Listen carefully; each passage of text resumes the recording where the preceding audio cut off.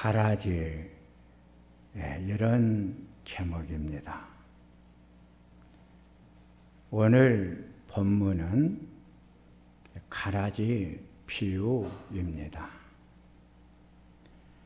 가라지 비유의 핵심은 밭에 좋은 씨를 뿌리지 아니하였나이까.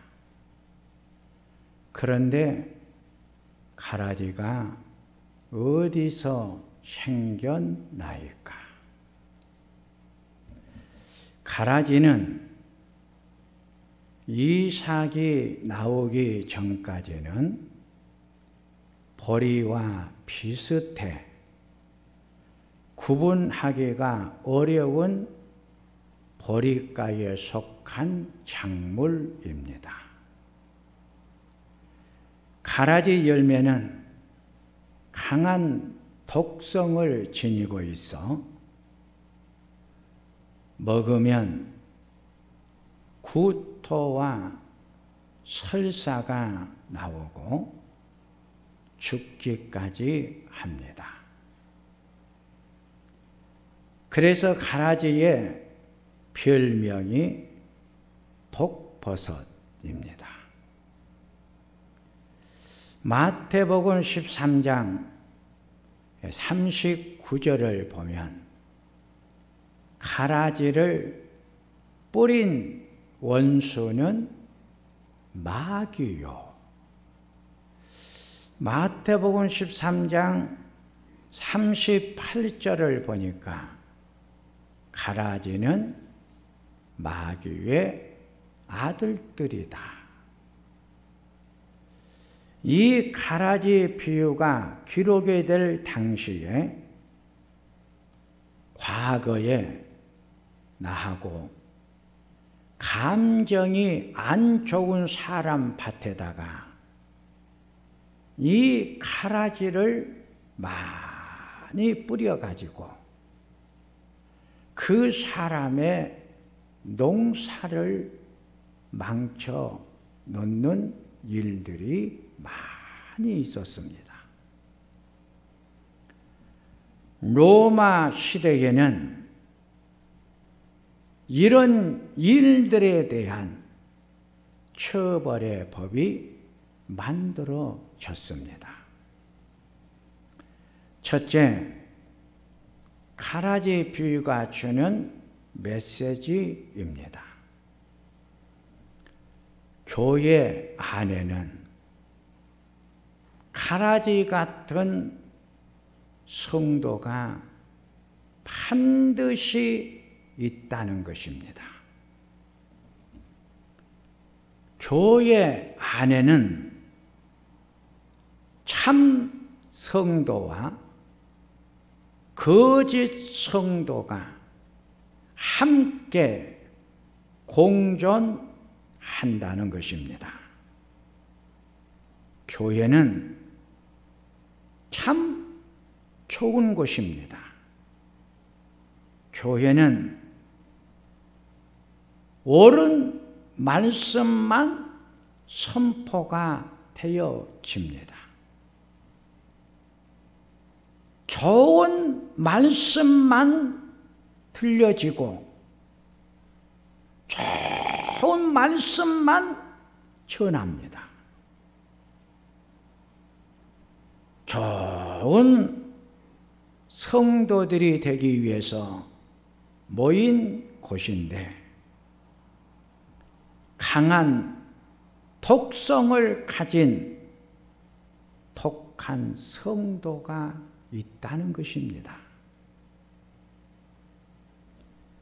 교회의 합평과 평안을 무너뜨리고 파괴하는 자들이 있다는 것입니다.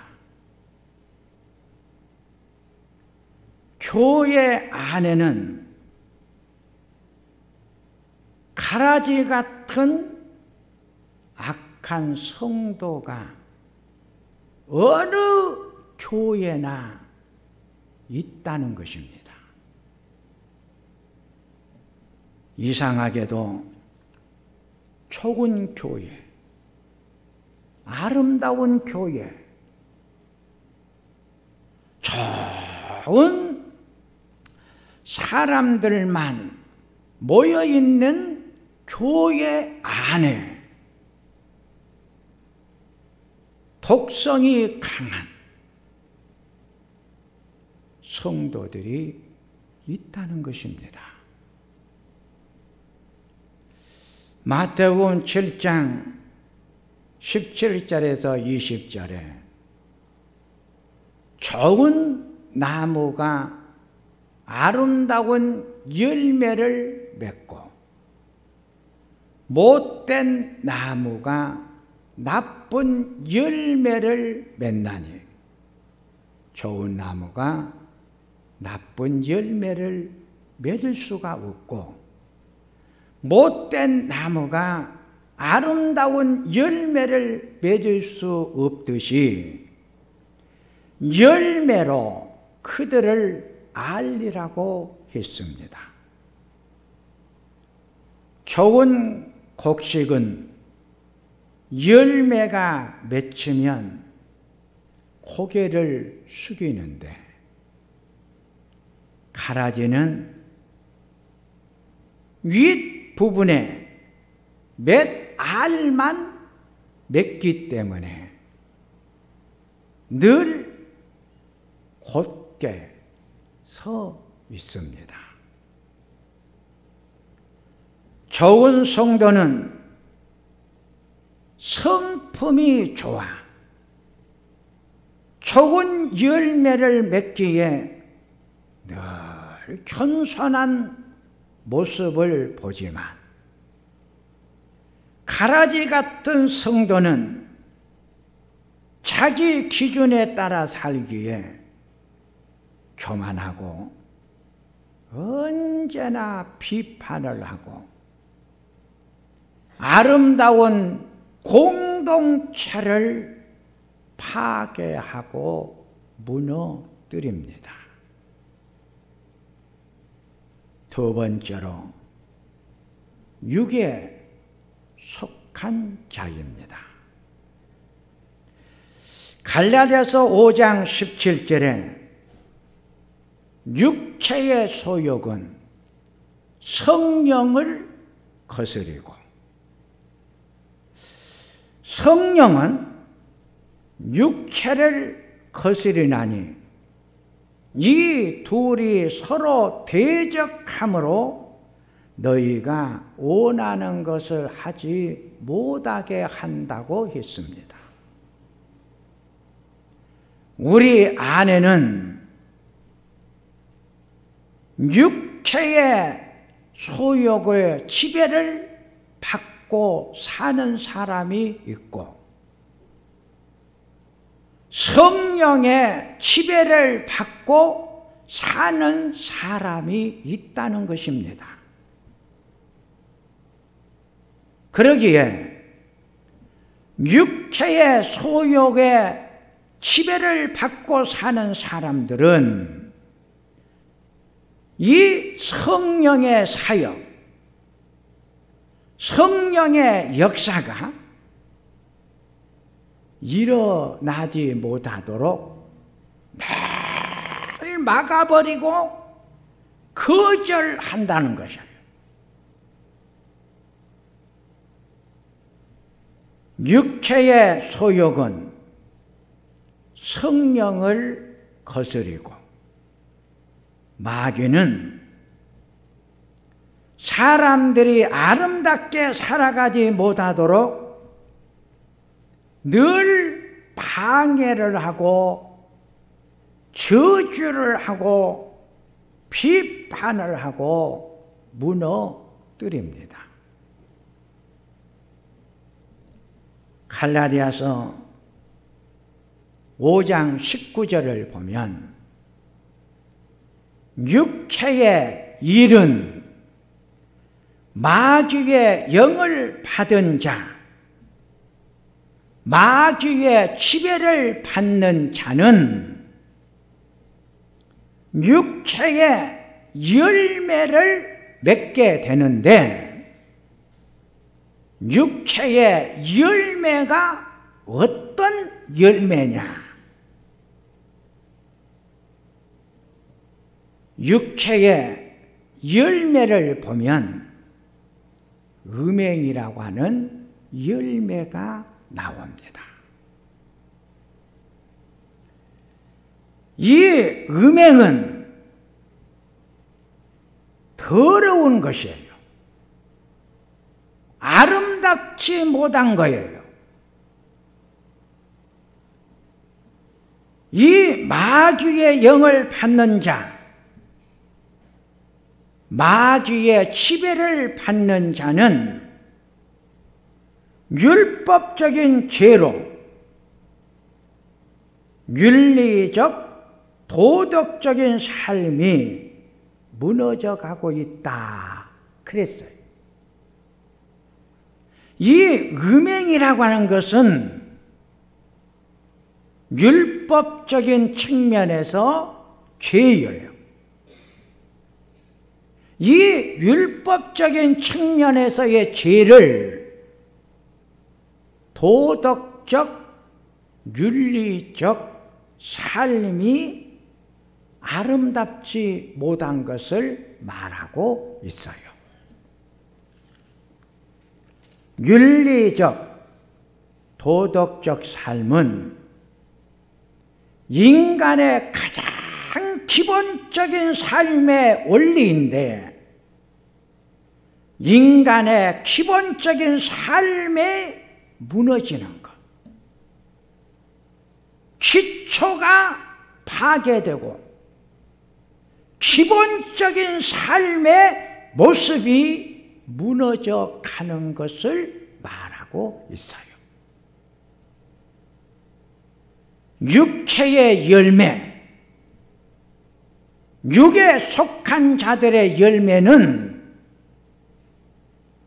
인간이 살아가면서 맺어야 될 가장 기본적인 삶의 열매, 윤리적, 도덕적인 삶의 열매가 무너져 버리는 것. 윤리적, 도덕적인 아름다운 삶의 열매가 없는 것.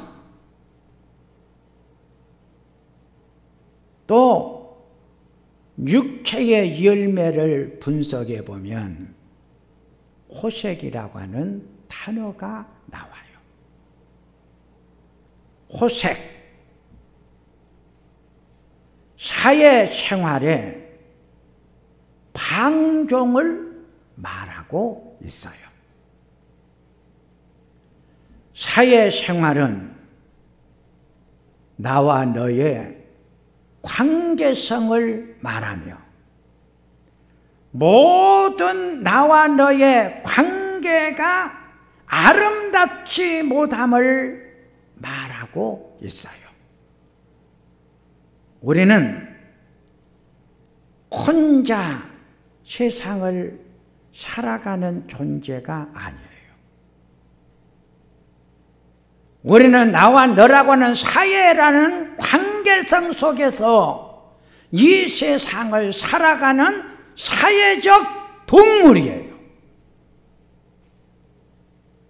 호색은 더불어 함께 살아가는 모든 삶의 관계가 아름답지 못하다. 나와 너의 관계가 참 무너져 가고 있다는 거예요.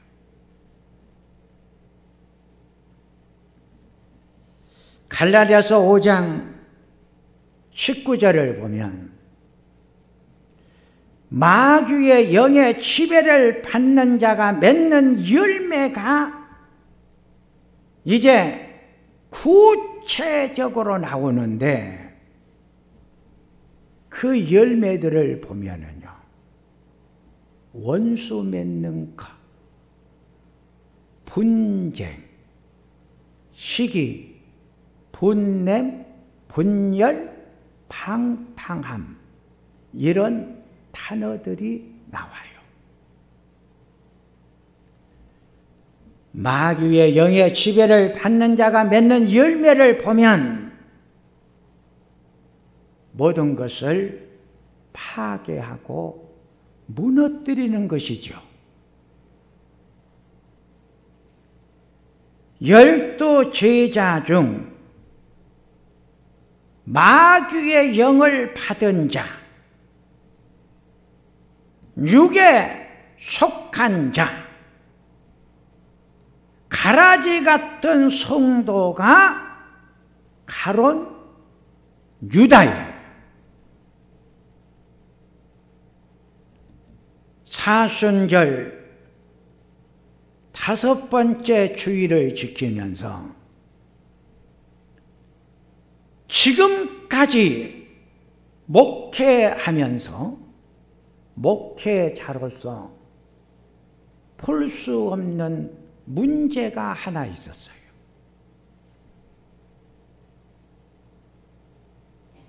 그 문제가 어떤 문제였냐면 성도를 보니까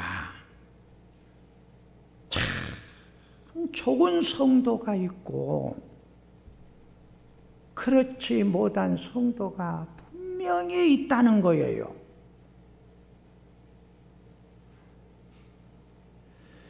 좋은 예수 믿는데 왜 저 성도님은 삶의 열매를 보면 언제나 남을 비판만 하는 거예요.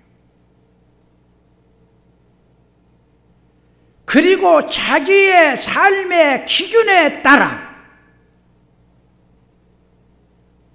남을 함부로 정죄를 하는 거예요. 자기가 정한 기준에 맞지 아니하면 모든 것이 다 틀려버리는 거예요. 하나님의 말씀이 기준이 되어야 되는데 자기가 생각한 것이 기준이 되어가지고 함부로 남을 정죄하고 심판하고 판단하는 성도들 참 많아요.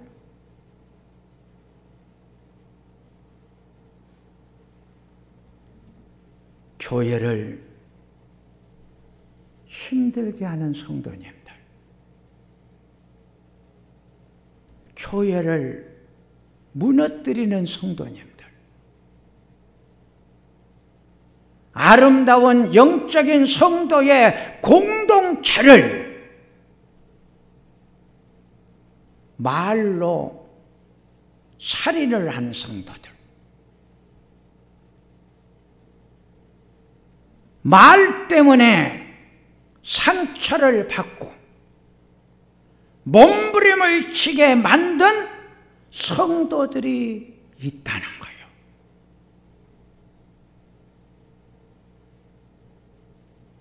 이 문제를 어떻게 풀어갈까?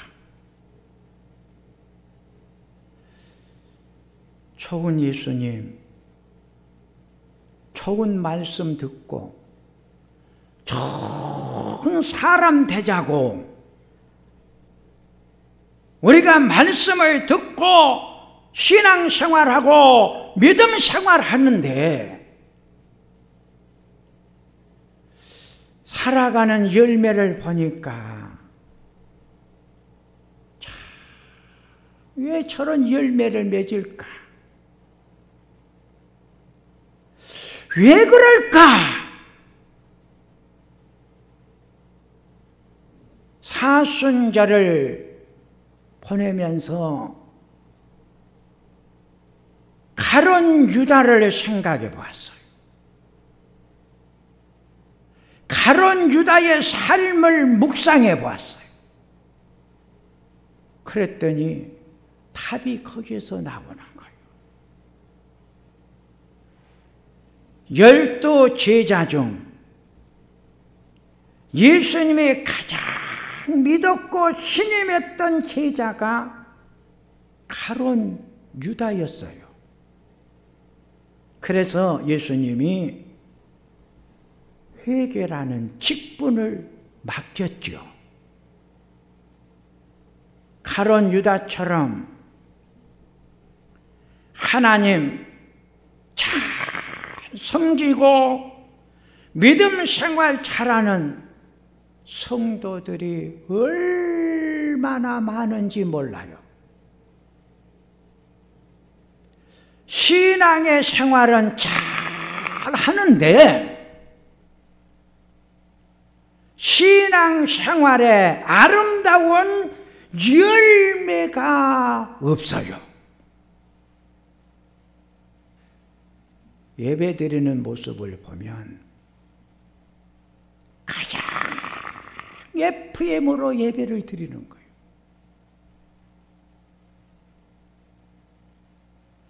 예배 드리는 자세를 보니까 그 틀음이 없어요. 얼마나 정확하게 예배를 하나님 앞에 드린지 몰라요. 예배 시간 정확하게 지켜요. 기도를 드리는 소리를 들어보면 너무 기도의 내용이 감동을 주어요. 그 기도의 언어, 단어들을 보면 저 아름다운 말들이 어떻게 해서 만들어졌을까? 기도가 은혜스러워요. 섬김, 봉사하는 모습이 얼마나 열심을 내서 하시는지, 그 섬김의 모습을 보면 너무 섬김이 아름다워요. 이렇게 신앙 생활의 모습은 참 아름다운데 그 신앙의 생활을 통해서 맺어져야 될 삶의 열매가 아름답지를 못하다는 거예요.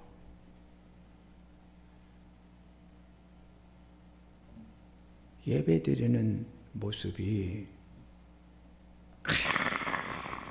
그렇게 빈틈없이 정확하게 아름답게 예배를 드렸으면 살아가는 삶의 모습이 빈틈없이 정확하게 아름다운 열매로 만들어져야 되지 않겠어요? 그런 모습을 볼 수가 없어.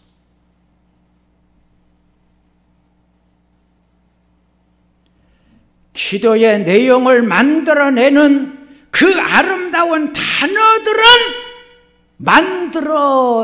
만들어내지만 드린 기도의 그 아름다운 단어의 내용의 삶의 모습이 없어.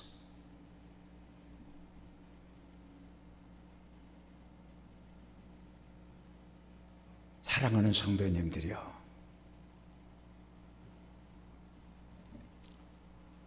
가룟 유다는 하나님 잘 섬겼어요. 그런데 하나님 잘 섬긴 신앙생활의 열매는 예수님을 배반한 거예요. 예수님을 팔았지 않아요. 배신자녀요.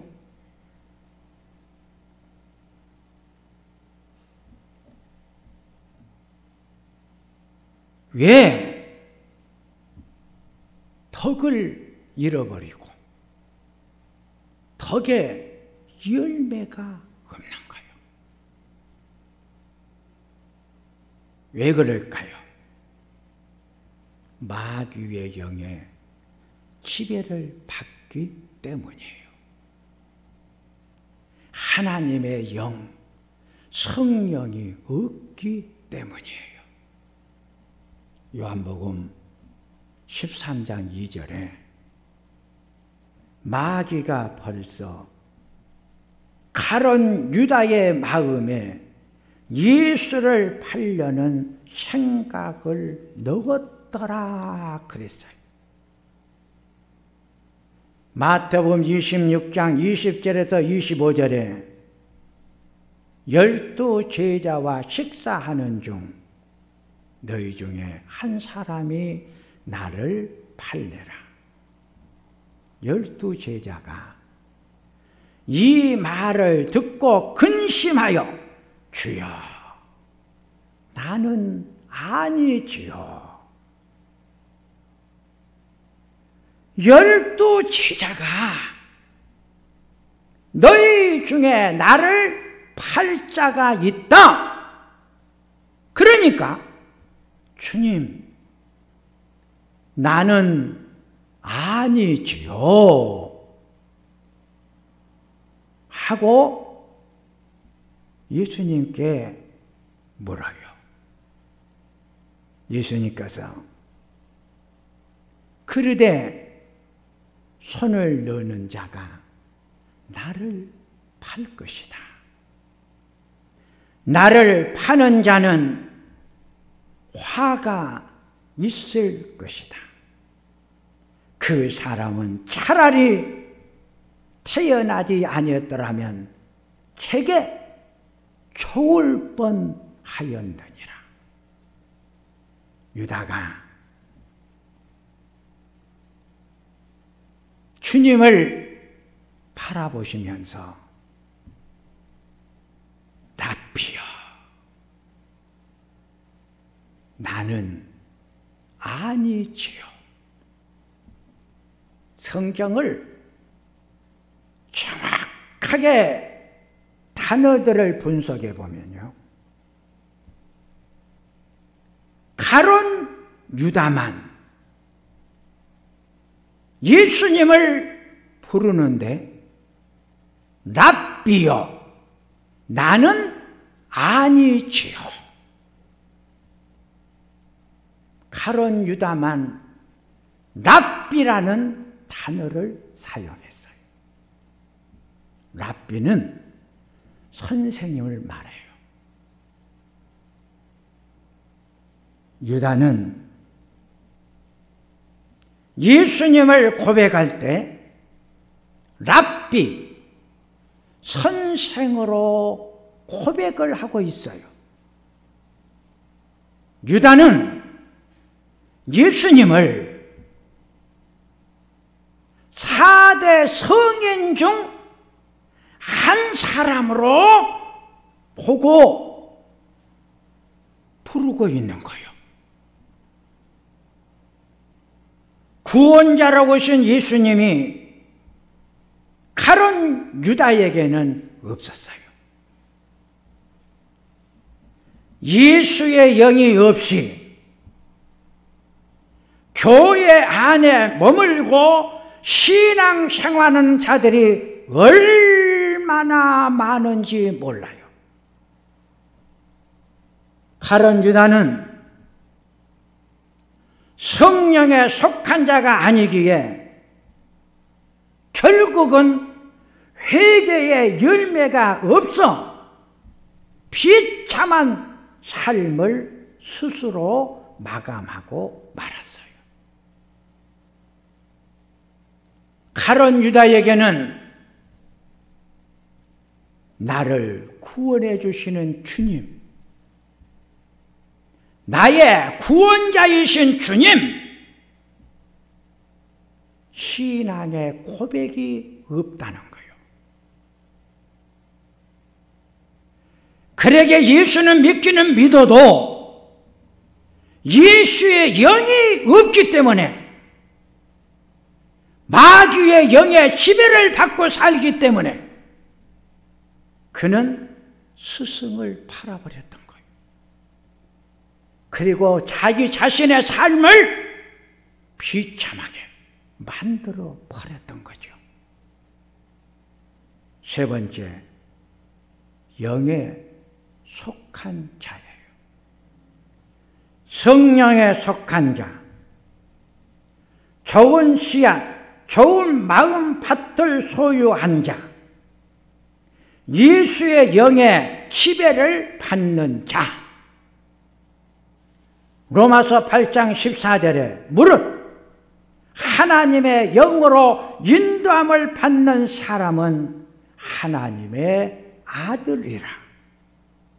로마서 8장 28절에 하나님을 사랑하는 자, 그의 뜻대로 부르심을 자들에게는 모든 것이 협력하여 선을 이루느니라. 선을 이룬다는 말은 아름다운 열매를 맺는다는 말이에요. 마태복음 26장 22절에 유월절 만찬을 하시면서 예수님께서 제자들에게 너희 중에 한 사람이 나를 팔 것이다. 제자들이 근심하여, 요한복음 13장 2절을 보면 요한은 제자들이 서로 보면서 주님, 나는 아니지요. 가룟 유다만 제외한 11 제자는 주여라고 부르고 있어요. 11 제자는 주님은 나의 구원자입니다. 주님을 정확히 알았기에 신앙의 고백을 바르게 한 제자들이에요.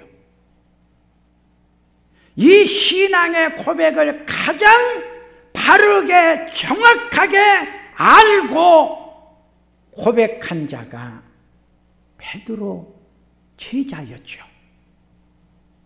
마태복음 16장 16절에 주는 그리스도시요 살아계신 하나님의 아들입니다. 베드로의 신앙의 고백을 들으시고 베드로야 내게 복이 있도다. 신앙의 고백을 정확하게 한 것은 혈육이 아니요 하늘에 계신 내 아버지께서 너로 하여금 정확하게 신앙의 고백을 하게 한 것이다. 베드로의 마음속에는 구원자인 주님이 계셨어. 그러기에 베드로가 주님은 나의 구원자입니다 고백을 하게 했던 거예요. 이렇게 베드로를 하여금 고백을 하게 한 것은 하나님의 은혜다, 하나님의 축복이다.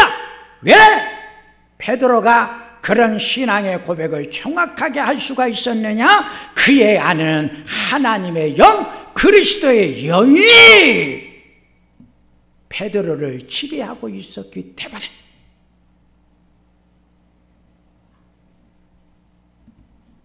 영에 속한 자는 주님을 정확히 알고 바른 신앙의 고백을 합니다. 제자들은 영에 속한 자들이기에 회개의 열매를 맺어요. 베드로가 지극히 작은 식모 앞에서 주님을 모른다고 부인하기도 했어요. 주님과 멀리 떨어져서 예수님을 따라가기도 했어요. 어쩌면 그렇게 주는 그리스도시요 살아계신 하나님의 아들이라고 정확하게 신앙의 고백을 했던 베드로도 나약한, 연약한 인간의 부분이 있음을 베드로가 우리들에게 보여주는 거예요. 이게 인간이에요.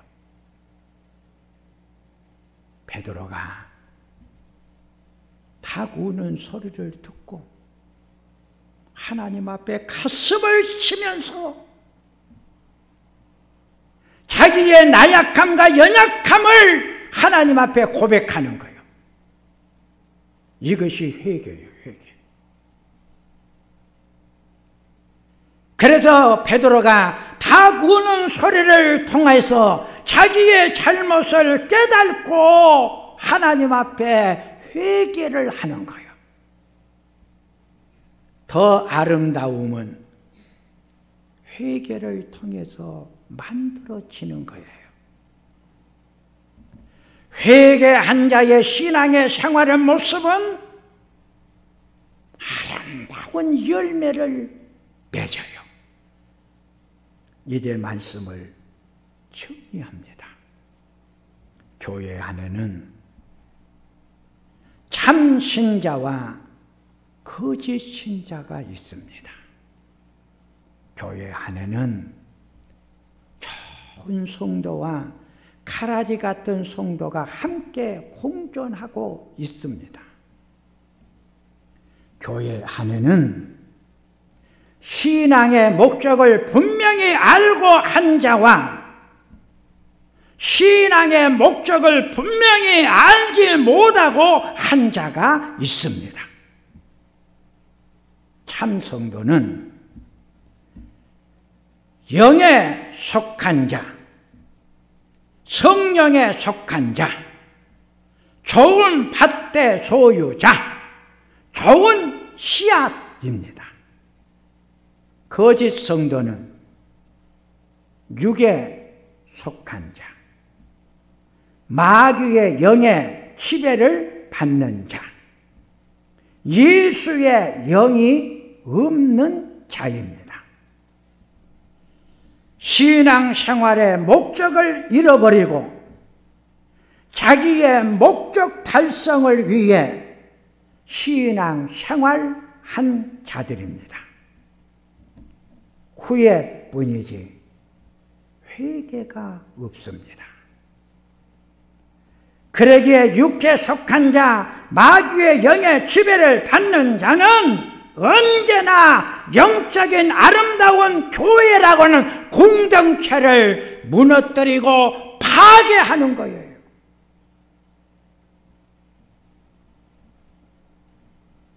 이 세상을 살아가면서 아름다운 삶의 열매가 없는 거예요.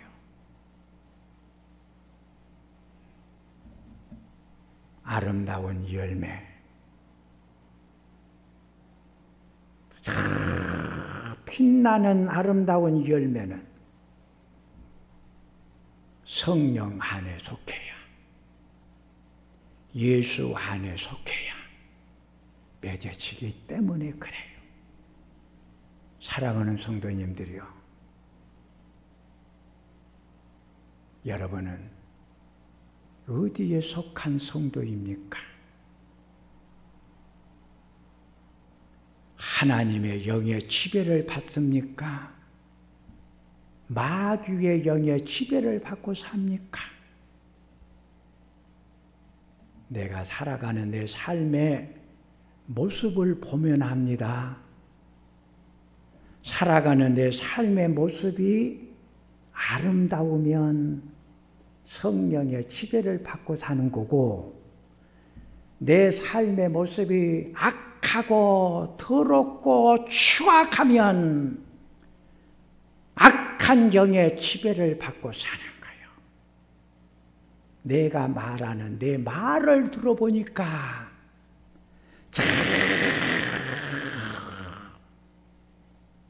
말이 턱이 있어. 말 속에 사랑이 있어. 그러면 예수의 영의 지배를 받고 사는 거예요. 말 속에 살인이 있어. 가슴을 쪼개 남의 마음을 아프게 상처를 주고 있어. 그러면 악한 영의 지배를 받고 사는 거예요.